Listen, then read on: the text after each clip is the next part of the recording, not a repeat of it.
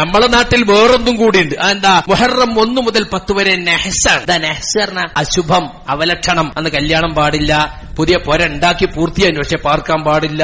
10 കഴിഞ്ഞോട്ടെ മോനെ എന്ന് പറയും അല്ലേ?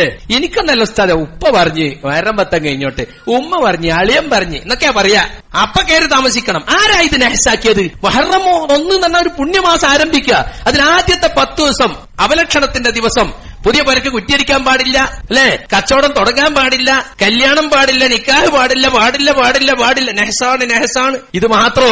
ഈ ഖുറാഫികളെ കലണ്ടർ എടുത്ത് നോക്കിങ്ങള്, നെഹ്സുകൾ എന്നിട്ടുണ്ടാവും. എന്തിനാ കല്യാണം നിശ്ചയിക്കാൻ ഉറപ്പിക്കാൻ പോകുമ്പോ ഉസ്താദിനെ കൊണ്ടുപോണത്? എല്ലാവർക്കും ഭാര്യ വീട്ടുകാർക്കും പേർക്കും വധുവിന്റെ വരന്റെ വീട്ടുകാർക്കും ഒക്കെ സകല ദിവസം വന്നു അവസാനിച്ചത്. ഉസ്താദെ അന്ന് നെഹ്സ് ഉണ്ടാ. അപ്പൊ ഉസ്താദ് കലണ്ടർ അന്ന് നെഹ്സാ. ഇവർക്ക് നെഹ്സിന്റെ വെയ്ത്തന്നെ ഉണ്ട്. 3 5 13 10 7 21 നെഹ്സൻ 23 25 മിൻകുല്ലി ഷഹ്റിൻ ഒടുബുധൻ ബഹുനഞ്ഞ്.